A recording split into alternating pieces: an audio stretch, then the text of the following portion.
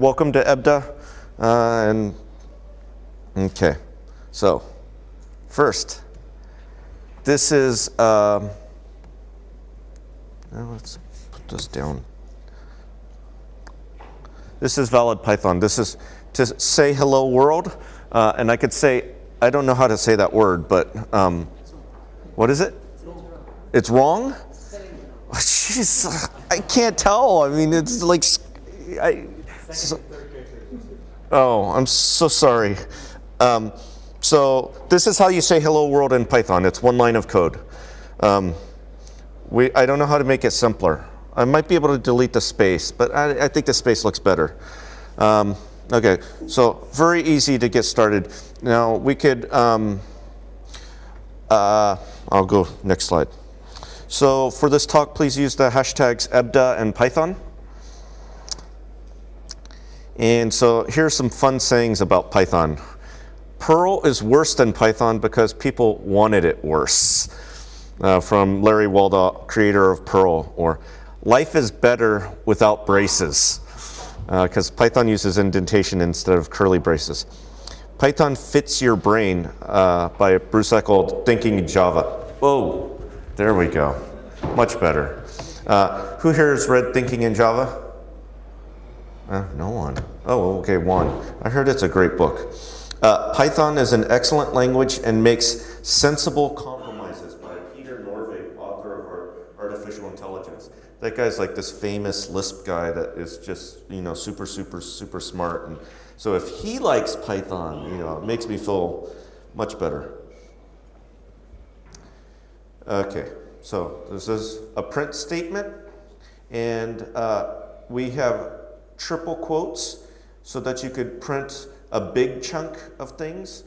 So that makes it nice if you have to print multiple lines. And then inside the print statement, we have some actual content. Why are you here? You might have heard Python by word of mouth. You might have come because of Django or App Engine. You might have discovered other people use it. You wanted to hear about Google. You wanted to see another tall guy up here talk. I don't know, the guy before me was taller though. Or maybe your boss forced you. Who is here because your boss forced you? No one. No one. Yeah, I don't think that happens here. Because your boss would force you to use Java or something, maybe. I don't know. But everyone knows Java, so.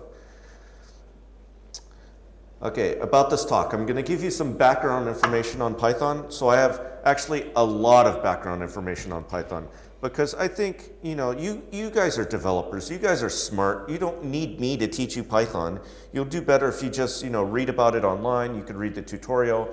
There's lots of fun things online, like dive into Python. You could learn Python without me. The reason I'm here is so I could tell you why you should learn Python and to convince you that Python is completely awesome, because it is. So I'm going to show you some simple Python, and then I'm going to show you some magical Python. This is very much about Python, very much how Python is. If you have many programming languages, C and Java, you know, they give you the tools to get the job done. But Python, it gives you the tools to do the job beautifully, elegant, so simple. It's like, how could it be any simpler? I can't remove any more code. If someone comes up with, if another language exists that has something that we think, oh, well, that's awesome, we need that, we steal it right away. And we put it in. And so Python programmers, they aren't programmers who know one language. Python programmers know most languages, or many languages. And they come to Python because it's beautiful. This is the right thing. And so yes, we're snobs sometimes. But on the other hand, we try to be practical. You know, Python programmers don't spend a lot of time saying other programming languages suck. We don't do that. Instead, we look at the other programming languages and steal. So Python in a nutshell. Python supports a mix of programming styles. It supports object-oriented programming, like Java. It supports imperative programming like C. It supports some functional programming like Lisp or Scheme.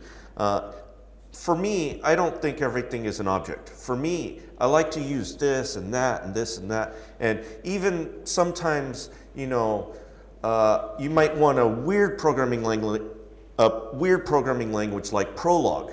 You could do Prolog in Python. People have already written that. And so there are many ways to think about programming, and Python supports most of those. You could use Python for scripting, so short system administration scripts, or you could use it for mission critical servers. So even NASA uses Python. Okay, I'm new to this country. Does everyone know what NASA is? Okay, just checking. So Python is interpreted, so it has an interpreter, but it's bytecode compiled. So when you first run it, it compiles all of your files down to PYC files. In essence, it's very much like Java, but Java compiles your Java files to .class files ahead of time, and then interprets the bytecode. That's not native code, that's bytecode. Python does that on the fly. Okay, am I speaking too fast because I'm excited? Okay, I could speak faster. I mean, I get really pumped up about Python. Python has simple but robust syntax. If you think about an Apple computer, I mean, PCs, you could do everything with a PC, but the nice thing about an Apple is somehow they make it beautiful. They make it sexy. They get rid of everything. They make it as simple as possible. They spend almost all their time just making it, how can we make it simpler? How can we make it beautiful?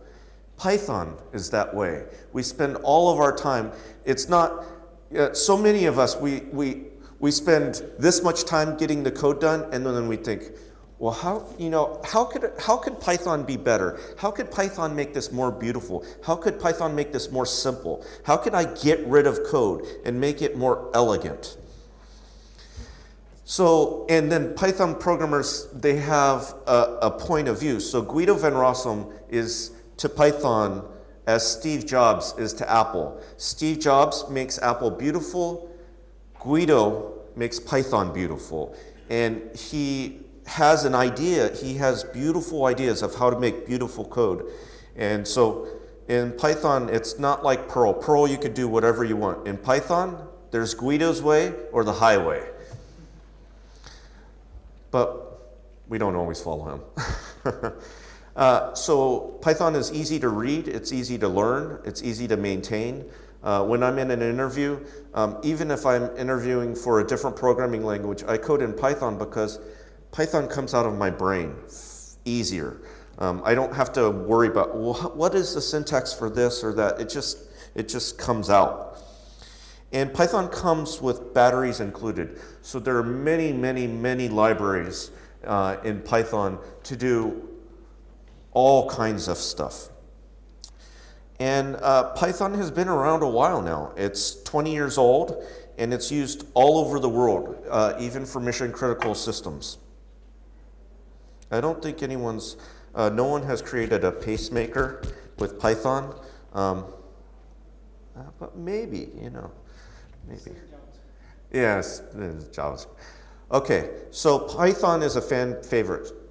People who learn Python, they love Python. It's like people who learn Emacs or Vim. Those people love those things. So Python was the TOB Language of the Year in 2010 and 2007. And then right now it's alternating between 6 and 7 with Objective-C. Linux Journal, it was the favorite programming language in 2010 and 2009, favorite scripting language in 2010, 8, 7, and 6. And on linuxquestions.org, it won the Members' Choice Award for Language of the Year in 2010, 9, 8, 7. So many people like Python a lot. They get excited about Python. So Python is available on most platforms. It comes pre-installed on Linux and OS X, but it's easy to install on Windows. I've installed Python on many things. I had Python running on, I had a Python server running on Windows phone like 8 years ago with the public IP, and the web browser could talk to the phone. So it's available in lots of places. You could actually, you know, it goes on, it was even on the Palm Pilot. So Python is wherever. And lots of people use Python to write Windows applications even, or COM applications. And Python is used all over the place. Of course, it was the first language supported by Google App Engine. MIT now uses it for its first undergraduate course. Excuse me. They switched from Scheme to Python. I like Scheme too, but they thought Python was better for the first language. And that class focuses on robotics. And then this is a secret, most people don't know this, but most of the animation studios use it. So I have lots of friends who make movies, 3D, you know, DreamWorks, Pixar. My friend works at DreamWorks.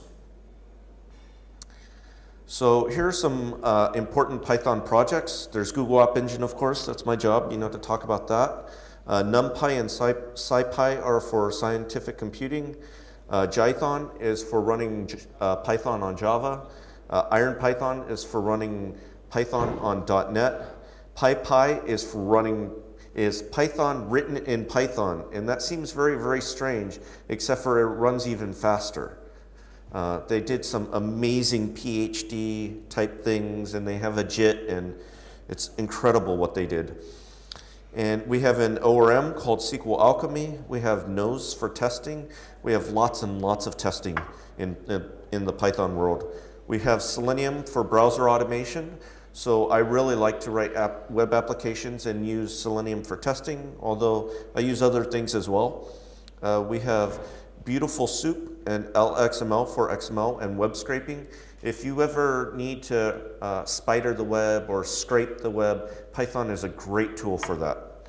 IPython is a better Python shell. It has syntax highlighting and lots of features. We have Sphinx for documentation. That's like JavaDoc. We have PyPy, Pypi, for finding more Python code. So it's like CPAN and Perl, lots and lots of Python libraries. And then my blog is helpful if you need to look at Python things. So web frameworks. We have Django, Pylons, Pyramid, Workzoid, Flask, Plone, Tornado, Zope, Web.py, Web2.py, Aquarium, Webware. Did I say Zope, Plone? I could go repos.bfg, just forever. Python is the only language with more web frameworks than keywords. So when you become a Python programmer, to become a very good Python programmer, first, you must write your own templating language. Then you must write your own web framework and say that all the other web frameworks are wrong. And then you must write Lisp in Python and say that this is the best Lisp. I've done all three of those, unfortunately. I'm embarrassed. So Python is used for web applications, networking, rich internet applications, QA automation and testing. It's very popular for that. Text processing, natural language processing, database programming, scientific, mathematical, and numeric processing, hardware and embedded systems design. My buddy is a hardware chip, he does wireless chipsets, and he's always using Python for something. I don't understand it. Multimedia, graphics, imaging, animation, desktop application development. I love doing desktop application development. I don't know, it's fun. So I use Python with Jython and Swing to build Java applications. And it's much smaller. And Swing is so slow, you know, it doesn't matter. It works with Java, .NET, COM, MFC, OS X. And then Python is used to control robots that are on Mars. Far out. So some famous Python companies. Yahoo Mail was originally written in Python. Ironport, now part of Cisco, used it for high performance, highly scalable email processing. So we had, in the early days of Ironport, we needed to send email to all your customers, and Ironport could send 1 million messages an hour. So it's spam cannon, like that. And then Slide and Lol apps used it for tons of Facebook applications. SynArc used it for medical imaging. I would show you a picture, but it's Python code. I can't put in a picture. And then VMware uses it for lots of things. They are a big hire. They hire a lot of Python programmers. So more companies that use Python: Disney, Pixar, DreamWorks, Lucasfilms, ILM, LucasArts, VMware. Oh, jeez, look at that. I shouldn't change on the fly. Oh. Broadcom, QNX. This is a real-time operating system. Evite, Eventbrite, Justin TV, Yelp, TripIt, Zillow, Netflix, Red Hat, Ubuntu, OLPC, NOAA, NWS. Does that make sense to you? National Weather Service and Northern something, the Weather Service. NSA, but I'm not allowed to talk about that. Okay. And then there's a small company in California named Google that uses it.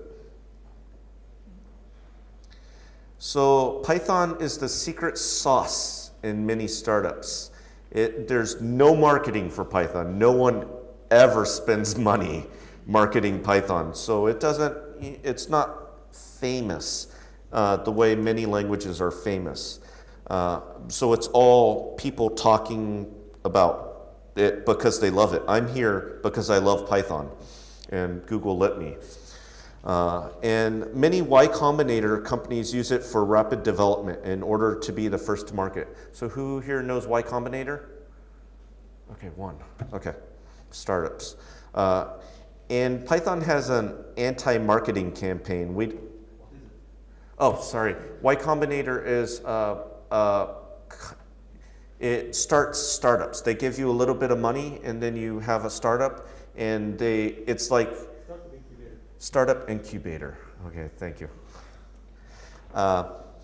So many companies, especially early on, not now. Now everyone knows Python, but maybe 5 years ago, a lot of people used Python, and no one said anything.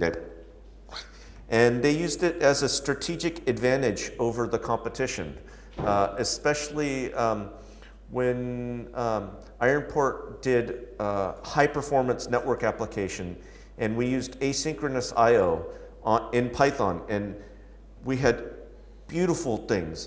Google Groups did the same. I'm sorry, Yahoo Groups also had high-performance asynchronous I/O, and this was years before Java had asynchronous I/O, and it was our special secret. We could do very, very high-performance networking.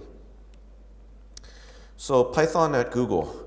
Python is an officially supported language. It could be deployed to production servers, and many, many Google projects use Python. C++ is the primary development language, and then Java, we use Java too, but that came later. And Python has been used at Google since the very beginning, since before it was a real company. Here's a quote. In order to scale to hundreds of millions of web pages, Google has a fast distributed crawling system. A single URL server serves URLs to a number of crawlers. Both the URL server and the crawlers are implemented in Python. These days, of course, many things are written in C++ for performance to save money, but early, they wanted to get something built. And when you need to get something built fast, Python is a great tool for that. I always say, use Python to build it fast so that you can have money to make it fast. Yeah. So Python has been an important part of Google since the beginning and remains so as the system grows and evolves. That's a quote from Peter Norvig.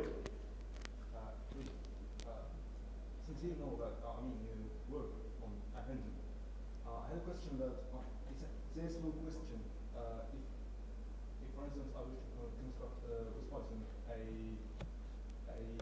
web client based on the App Engine in order to communicate with our servers through HTTP XML and stock our data in some database, would it be available in App Engine?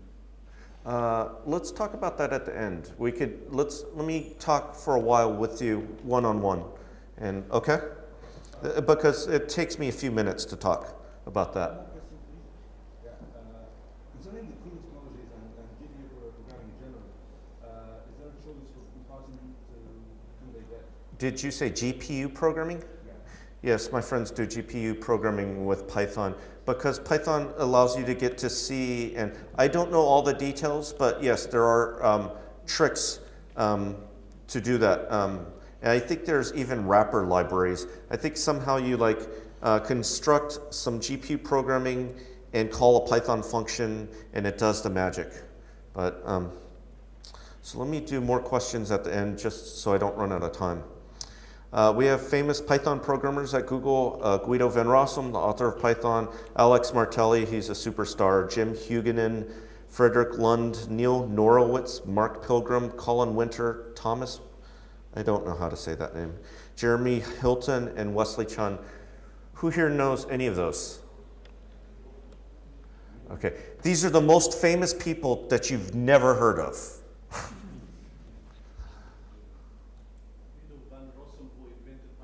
Well, yes, he's at Google.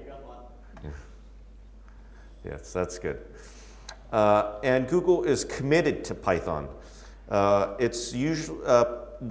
Google is usually a top sponsor at PyCon, EuroPython, OSCON, and it often sends Googlers as speakers. So I'll probably go to PyCon this year or next year. And it employs Guido van Rossum, as you said, the creator of Python. So I think he spends half of his time on Python and half on App Engine. Nice guy, very nice guy. And Google provides videos, labs, lectures, and lessons to help people learn Python. Okay, memorize that URL, quick. Both of them. And then my favorite book on Python is Learning Python, but I also really like Python Essential Reference. Who here buys books? Does anyone here buy Python programming books? Yeah, download them. I love books because, I start one side and I read all the way to the other side and then I say, I'm done, I know everything. Ask me anything.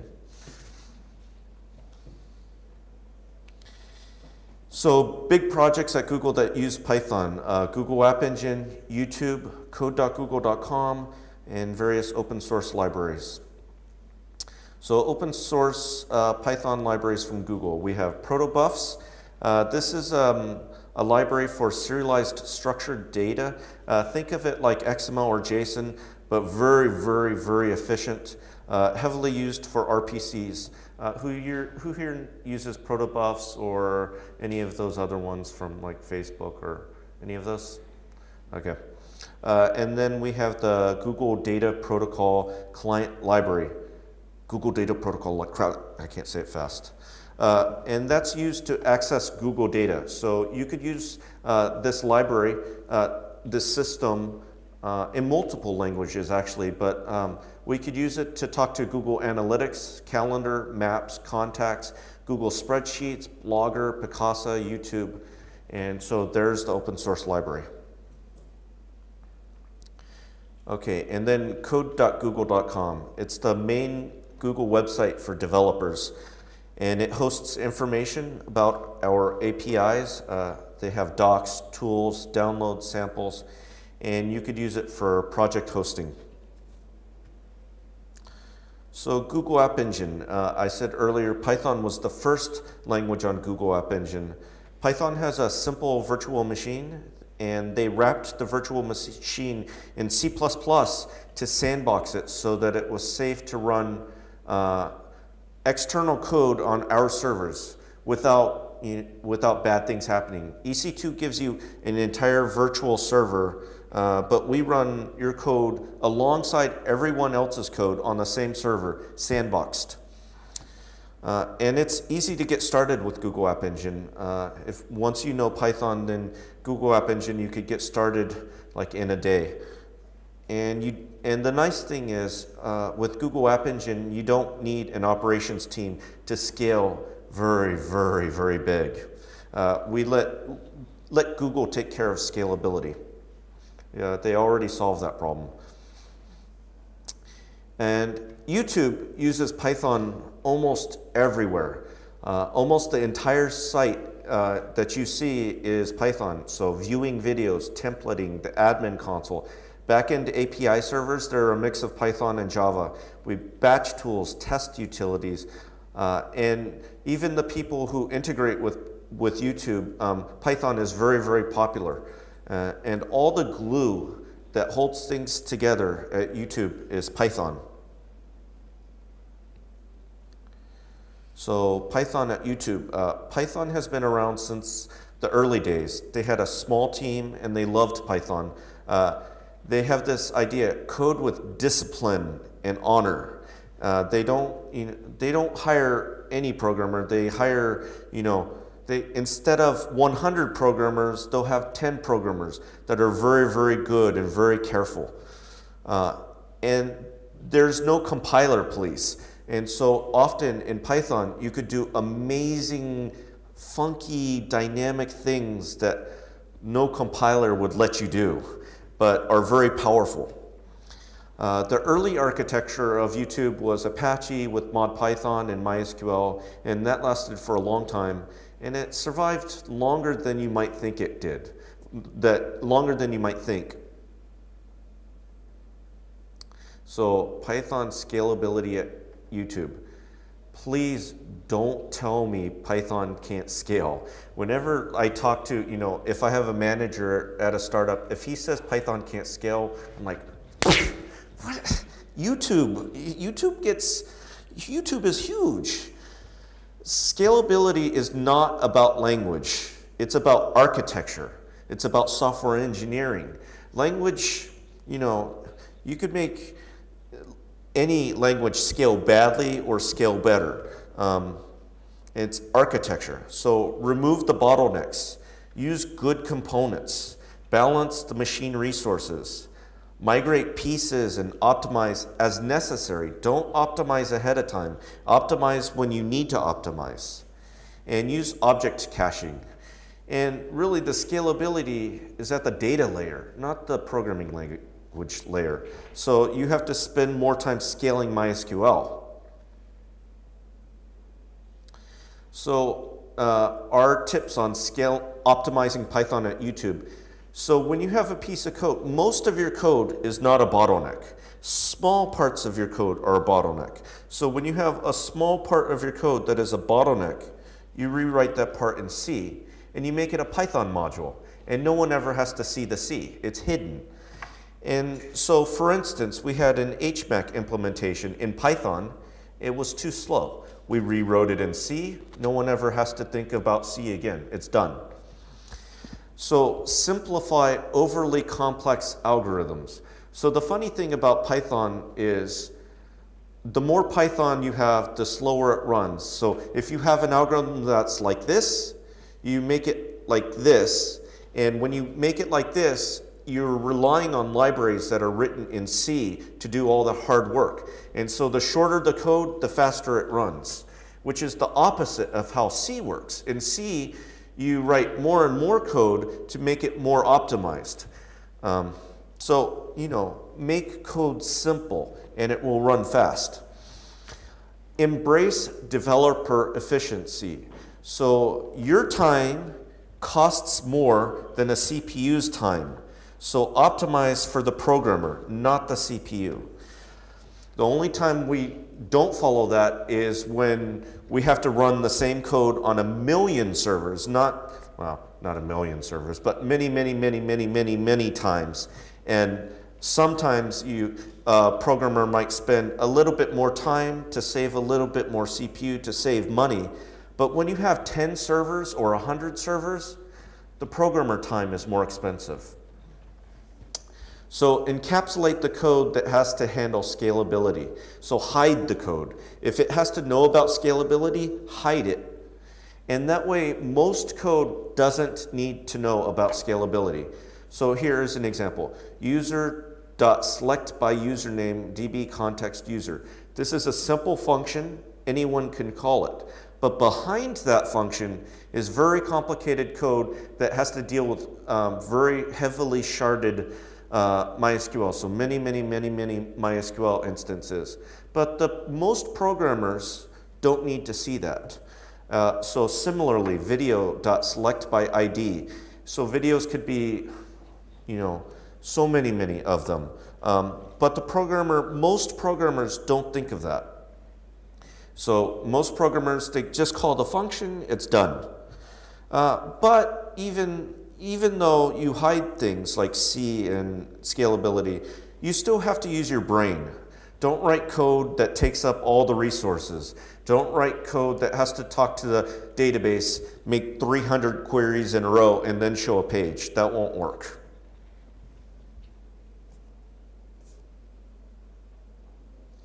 So YouTube, the bottom line. Python provides flexibility, rapid development, simplicity.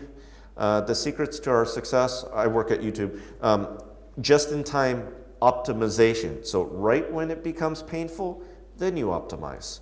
And take reliable open source software and customize it. And so Python at scale, just consider Python at YouTube. We get 4 billion views per day. So, no one can say Python doesn't scale. And we get 400 million mobile views per day and over 48 hours of video uploaded every single minute. Takes a lot of hard drives, a lot of hard drives.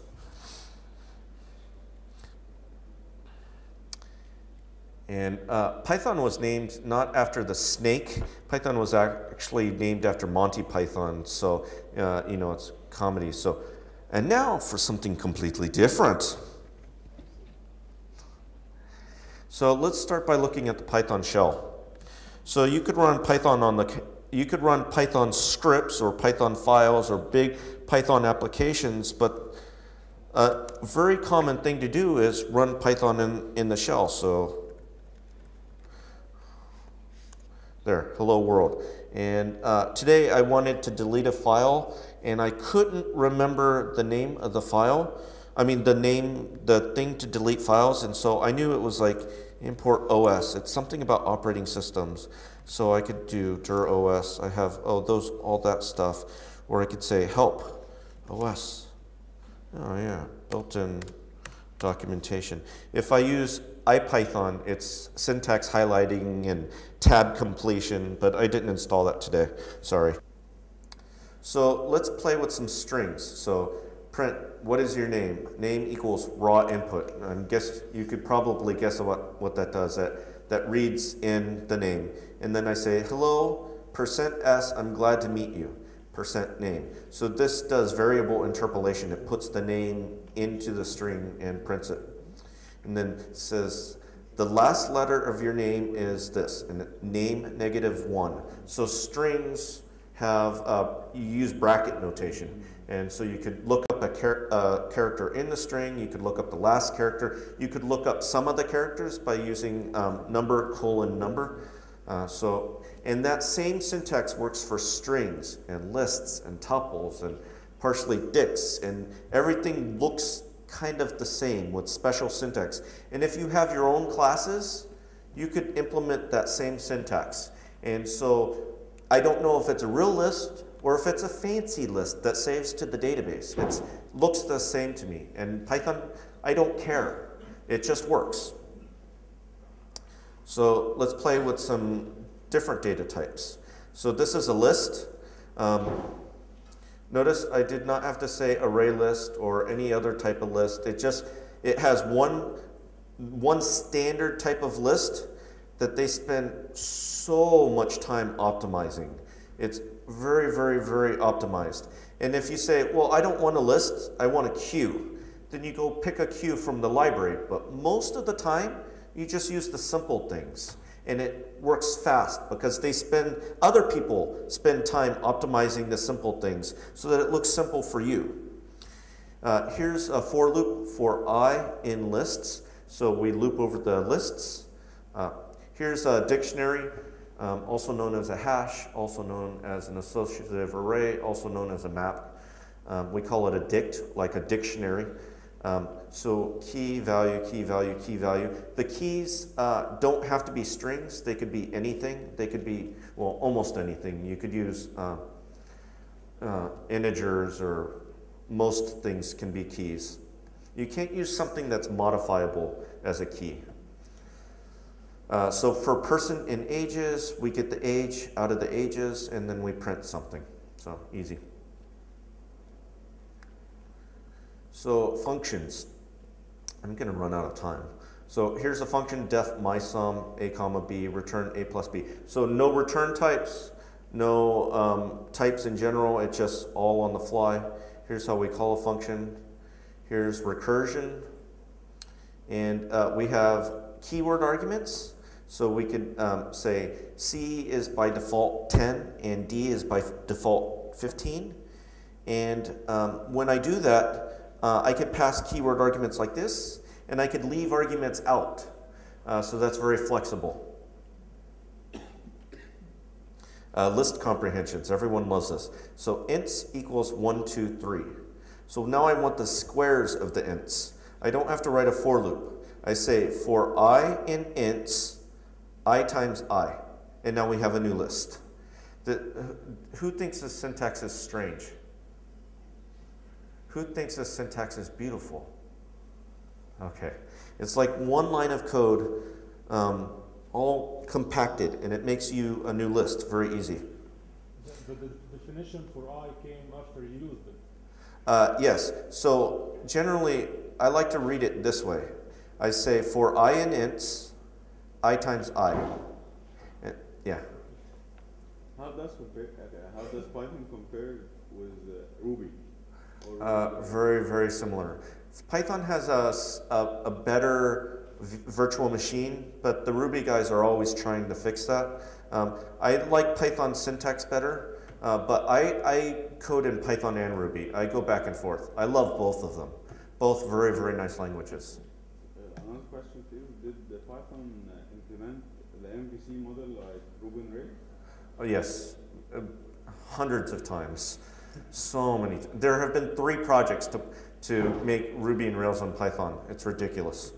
I might do one tonight, you know, if I'm bored. Here's fun syntax. This is very interesting. This is a function that generates even numbers. So I say I equals 0 while true. So infinite loop. If I modulo 2 equals 0, so if it's even, then I yield it. That means you call this function, it gives you numbers, numbers, numbers, numbers, numbers. And I didn't want an infinite loop permanently because then my presentation won't stop and it's hard to run the code. So after 100 numbers, then I stop.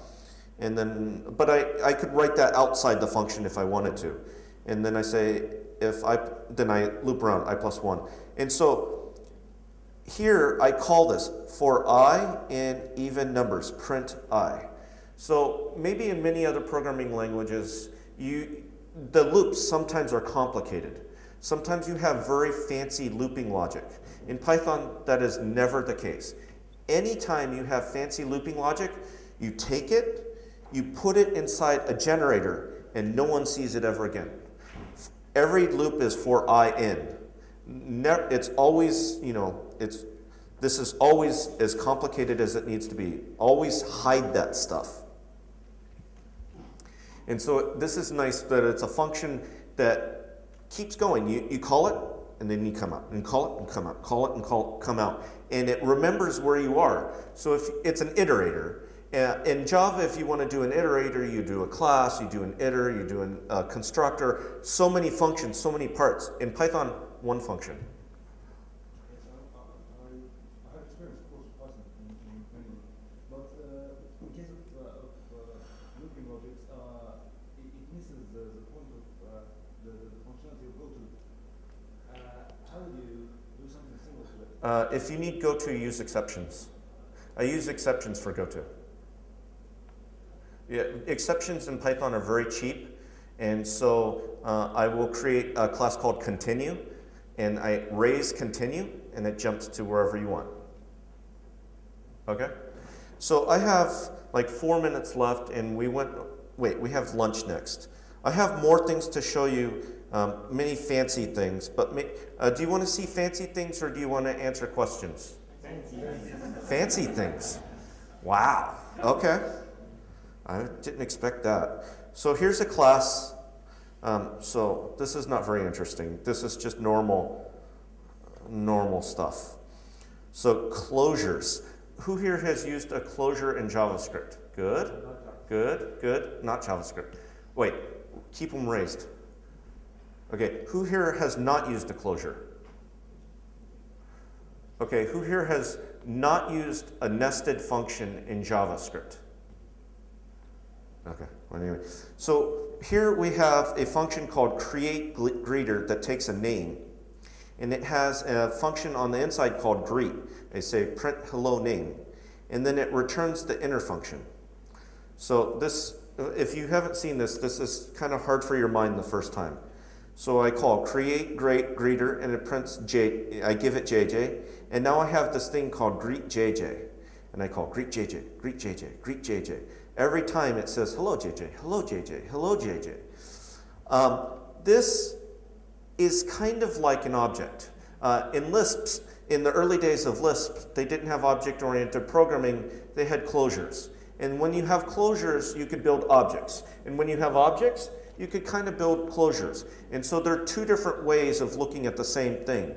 The thing here is that when I have this function called greetJJ, it's a function that remembers the name. And so the most important thing here is that I could create functions that remember lots of things inside them. And so this function it's both data and code at the same time. And so if you have never done this trick, you might think, well, this is stupid, I just want objects. But many times, I use objects sometimes, but many times, closures could be less code. So it's a nice feature.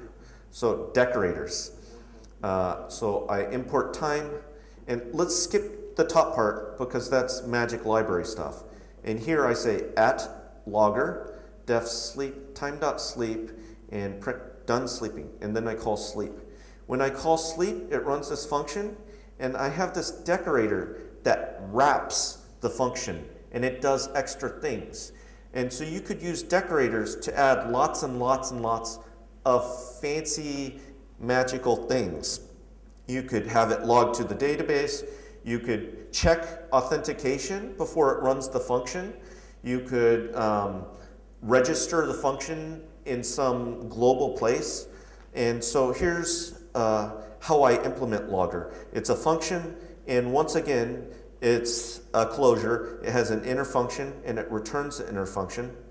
And it takes, this is syntax that says, any arguments you give me, I don't care what they are, I'm going to call the function that you gave me with those arguments. So argument handling in Python is super, super flexible. You could handle any kind of arguments you want.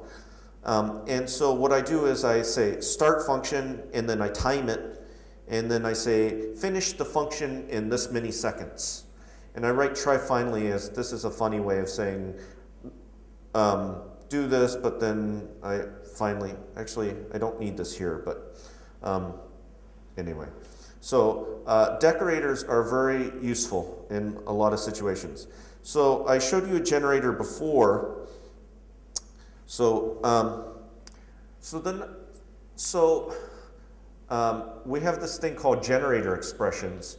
And so with the generator expression, I could create one generator, and the generator says, these are all the lines in the file. And I could create a Unix-like pipeline where I say, okay, the next generator adds lines to the lines in the file. And then the next generator changes from DOS line endings to Unix line endings. And then the next generation keeps track of the number of lines. And then down at the very end, I have a generator that writes the lines to a file. And then here, I go pull. And I just pull the data through the whole pipeline.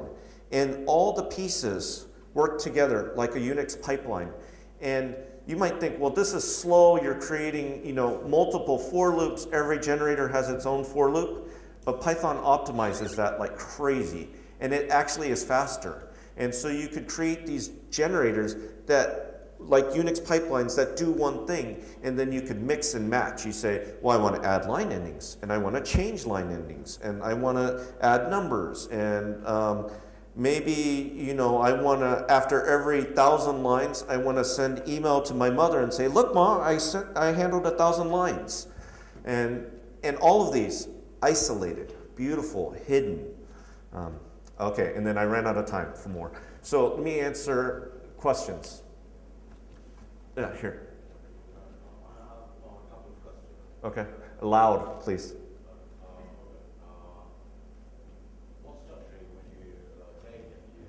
Say this again.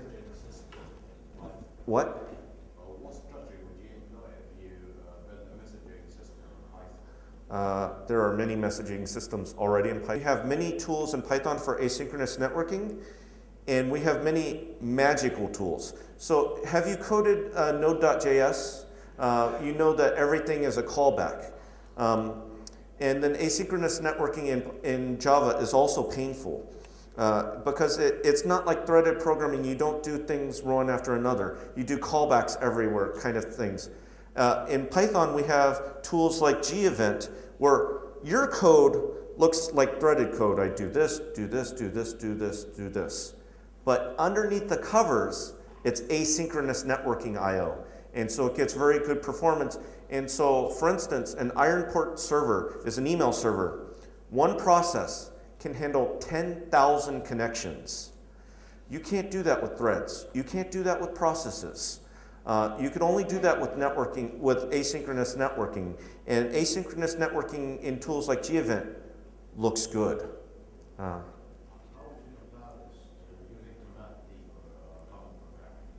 So Comet D.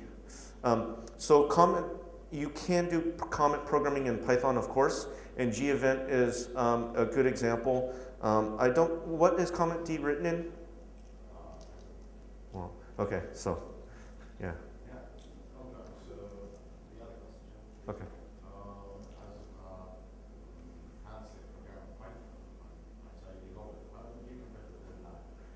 Okay, so I like Erlang too, and I've coded in Erlang. I say that Erlang has syntax that only a mother can love. It's so ugly. Erlang has many things that I like very much.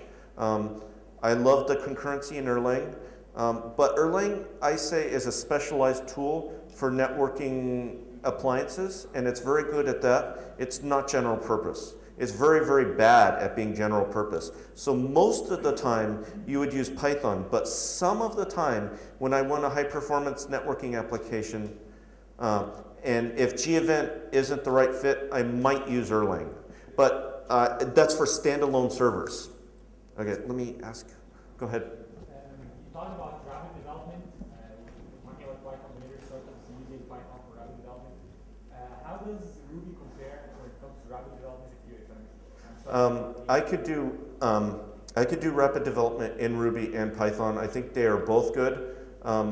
So my personal opinion is I like Rails very much. I like Rails more than anything in the Python world, and that's kind of embarrassing. But I like Python better. Python is a little bit, well, Ruby, I think, is sloppier.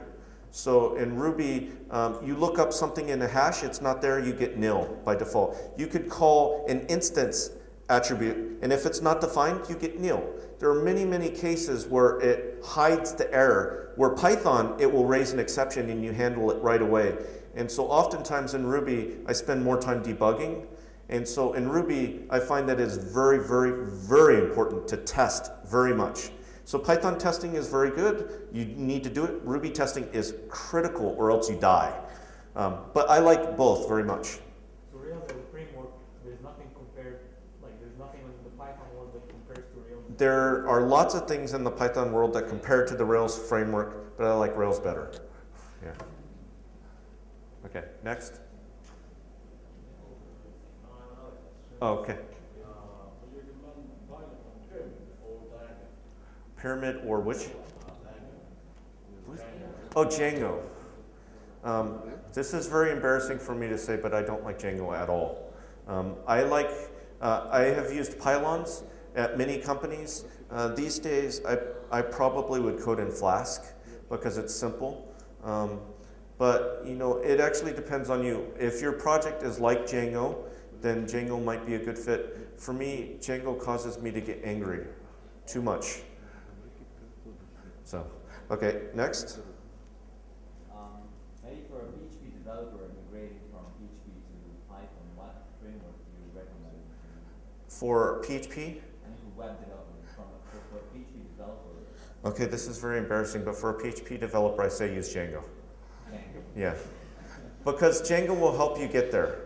Django, you know, it's baby steps. And Django will help you, it has the right community and you'll fit in. And then, you know, at a certain point you use it and then you're like, okay, I want something different. And I'm sorry, I sound very insulting, but I think maybe it's because I'm a Python expert. I think Django is great when you're kind of new to Python.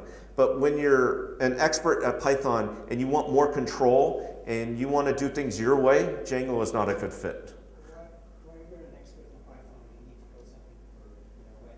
You don't use PHP at all? I try not to use PHP ever. What do you go for? I do Python or Ruby. Yeah, for the web. Oh gosh, I didn't know there was a camera, and here I am saying insulting things. Can we edit that out? Okay, more questions. I have a question about, I just knew yesterday that I was working on something built on Python and C++, but I never worked with Python. So what is the tools or IDEs or frameworks to use Python? Okay, so I think there are many parts to this question. If you want an IDE, I recommend PyCharm. It's expensive, it's $200 US with 1 month free, but PyCharm is built on IntelliJ and is very, very helpful. And then, of course, you have to learn Python. Yeah. They did it already, so it worked. So if you say the project exists and it uses C++ and Python, you don't have to worry, it works already. So, okay? And then you guys probably want lunch, but I will be outside, or maybe I'll be outside, right outside, and you could ask me questions and I will answer questions as many as you have. Thank you very much for coming.